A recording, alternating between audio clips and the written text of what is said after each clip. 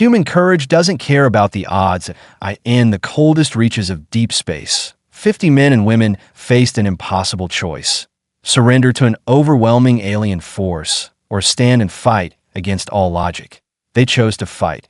This is the story of how a handful of desperate humans changed the course of galactic history at Orion Outpost. Orion Outpost wasn't built for war.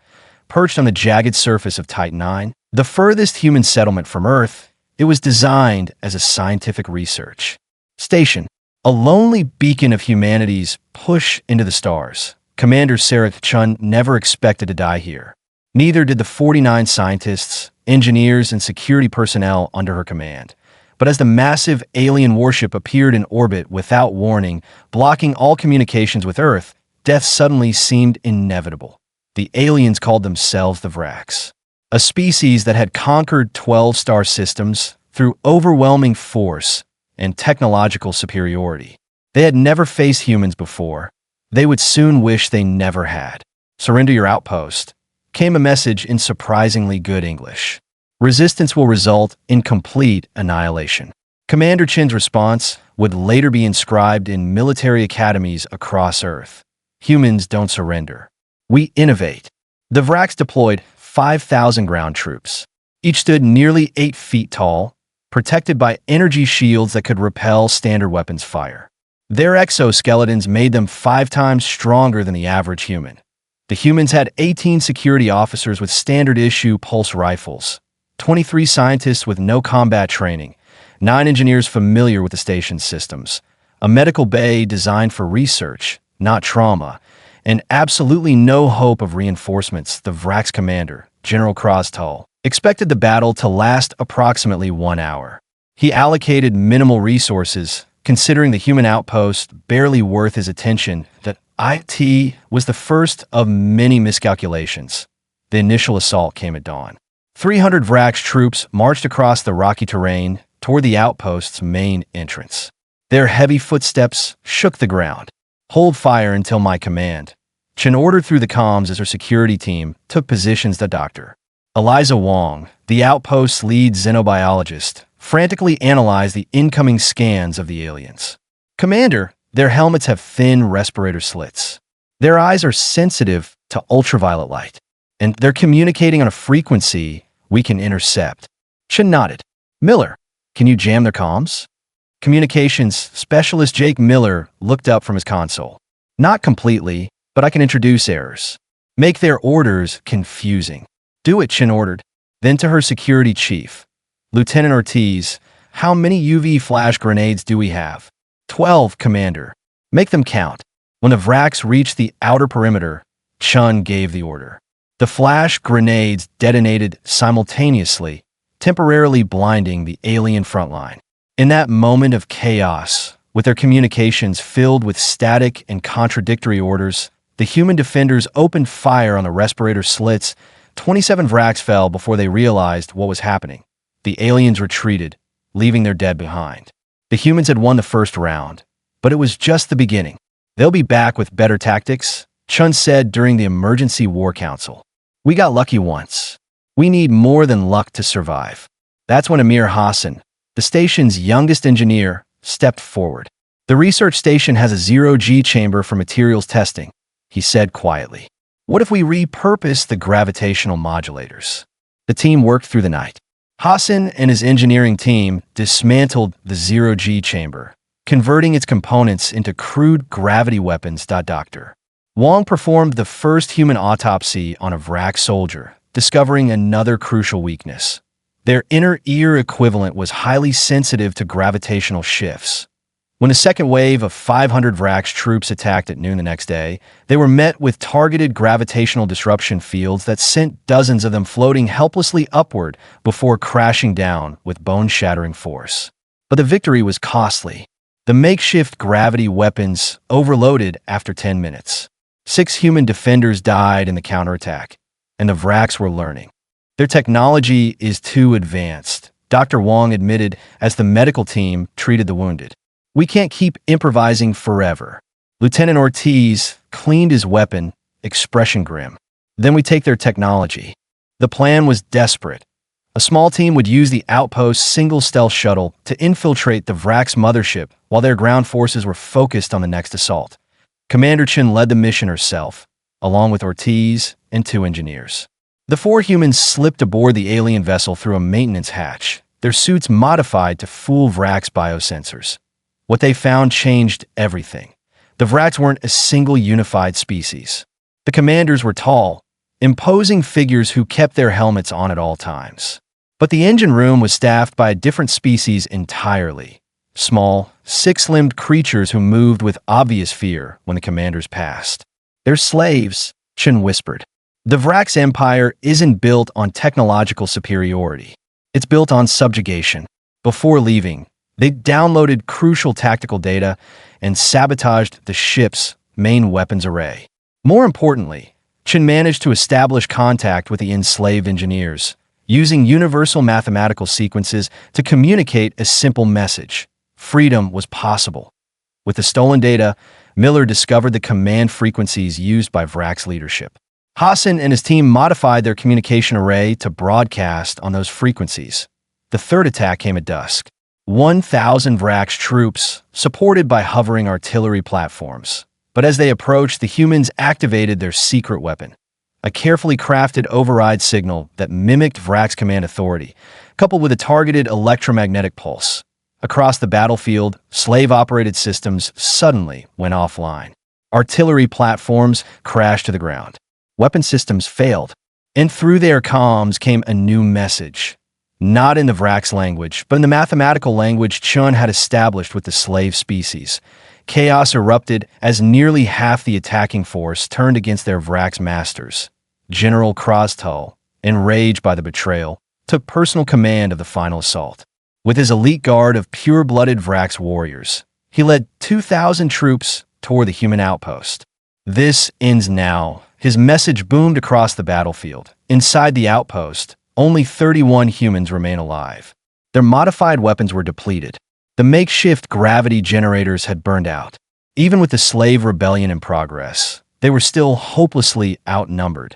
"We've done everything we can," Ortiz said quietly. Commander Chen looked around at her battered team. Scientists who had become warriors. Engineers who had become saboteurs. All of them survivors against impossible odds. "Not everything," she said. "We haven't used the terraform charges." The outpost had been equipped with massive terraforming explosives designed to reshape the moon's geology for future colonization. Never meant as weapons, they contained enough power to level mountains. "If we detonate them in the northern ridge," Hassan said, calculating quickly, "the resulting landslide would bury their approach. But the blast would likely collapse parts of our own structure. Can we survive it?" Chen asked. Hassan hesitated. "Maybe, if we reinforce the central hub and precisely time the detonation." "Do it." As the Vrax forces marched through the narrow pass below the northern ridge, Commander Shone gave the order. The explosion was unlike anything any human had ever witnessed up close. The entire ridge collapsed, burying over 1,000 Vrax troops in seconds. The shockwave hit the outpost like a hurricane, collapsing the outer sections. When the dust settled, only the reinforced central hub remained intact. 26 humans had survived. Outside, General Krostal and his remaining forces regrouped for what would be the final assault. No more clever tactics. No more technological tricks. Just a brutal, direct attack against the exhausted humans. "They're coming," Miller reported from the damaged sensor array. "All of them. Straight for us."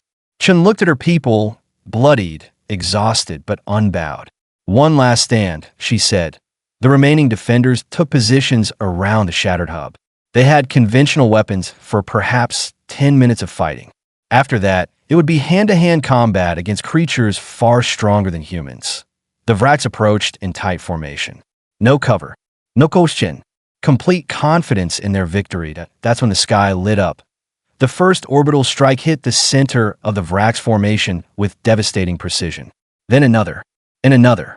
"What's happening?" Ortiz shouted over the explosions. Miller stared at his console in disbelief. It's the slave species. They've taken control of the mothership's secondary weapons systems. The rebellion Shone had sparked during her infiltration had spread throughout the ship. The oppressed engineers, emboldened by the humans' resistance, had seized control of key systems. General Krosthul looked up at his own ship, firing upon his troops. His final transmission was a single word in the Vrax language. Impossible. 3 days later, Earth response vessels arrived at Orion Outpost, responding to an automated distress signal that had finally broken through the communication blockade. They found 26 survivors in the wreckage of what would later be recognized as the first major battle between humanity and an alien empire. More importantly, they found allies. The liberated slave species, who called themselves the Nyx, had overthrown their Vrax masters throughout the ship. What began as a last stand had sparked a revolution that would eventually bring down the entire Vrax Empire. Commander Chen's final report contained a sentence that would become famous throughout human space. We survived not because we were stronger or more advanced, but because when faced with impossible odds, humans refused to calculate the probability of failure. Music swells. The Battle of Orion Outpost marked humanity's entrance onto the galactic stage not as conquerors, but as liberators. A species that other oppressed civilizations would look to with hope. All because 50 ordinary humans refused to surrender when surrender seemed like the only logical choice. Human courage doesn't care about the odds. Asterisk. Music fades. Asterisk, but the story of Orion Outpost doesn't end with the battle itself. The ripple effects would change the face of galactic politics for centuries to come. Within months of the battle, news of the human victory spread through the Vrax Empire. Other subjugated species began to question their masters. Small rebellions flared up on a dozen worlds. The Nyx, having experienced freedom firsthand, became ambassadors of revolution. Back on Earth, the survivors of Orion Outpost were celebrated as heroes. Commander Shone, despite her protests, was elevated to almost mythical status. Statues were built. Children played Orion in schoolyards, arguing over who got to be Chun or Hassan or Wong. But the reality was far from the sanitized legends. The nightmares haunted the survivors. The price of victory had been steep. 24 humans had died, each one leaving behind family, friends, and dreams that would never be fulfilled. Chin never commanded another outpost. After the formal ceremonies and medal presentations, she requested reassignment to the academy, where she could prepare the next generation for the realities of deep space. The universe isn't fair, she would tell her cadets. It doesn't care about your plans or your fears. The only thing that matters is what you do when backed into a corner. The Vrax Empire didn't disappear overnight. General Krosthul was replaced by an even more brutal commander who attempted to crush the spreading rebellions with unprecedented violence. For a time, it seemed like the sacrifice at Orion might have been in vain. But something fundamental had changed. The Vrax relied on fear and the perception of invincibility. Both had been shattered by 50 humans on a remote outpost 2 years after the Battle of Orion. The Nyx led a coordinated uprising across the core worlds of the Vrax Empire. They used tactics learned from studying human history, guerrilla warfare, decentralized command, psychological operations that targeted the Vrax hierarchy. 7 years after Orion, the last Vrax stronghold fell. The empire that had terrorized a dozen star systems for centuries collapsed completely. The newly formed alliance of free worlds sent a delegation to Earth. They came not as supplicants or to establish standard diplomatic relations, but to present humanity with a unique offer: leadership. Our species have been warriors and slaves for generations, the Nyx ambassador told the United Earth Council. You humans have shown us something different, not just how to fight, but why to fight. For freedom, for dignity, for the right to determine our own destiny. The council was divided. Some saw an opportunity to establish human dominance in the galaxy. Others feared entanglement in alien conflicts. The debate raged for months in the end, it was Commander Chun who provided the decisive voice. Called from retirement to address the council, she spoke for less than 5 minutes. We didn't fight at Orion to become a new empire, she said. We fought because it was the right thing to do. If we turn away now, we dishonor those who died, believing humans stand for something more than conquest. The Orion Accords, as they came to be known, established the Galactic Cooperative, a loose alliance of species united by common principles rather than dominated by any single-powered AS. For the Vrax, they were not destroyed or subjugated in turn. Instead, they were offered membership in the cooperative, provided they abandoned their system of slavery and imperial conquest. Many refused, retreating to isolated worlds where they clung to dreams of restored glory. But some, particularly the younger generation, embraced the chance for a different future that a century after the battle, the Orion Outpost site was transformed into a galactic monument. Representatives from 27 species gathered there to commemorate not just a human victory, but a pivotal moment for all sentient life. The simple inscription, written in multiple languages, read, "Here stands the memory of those who refused to accept that might makes right." Their courage changed the stars. Among the aging attendees was Amir Hassan, the last surviving member of the original 50.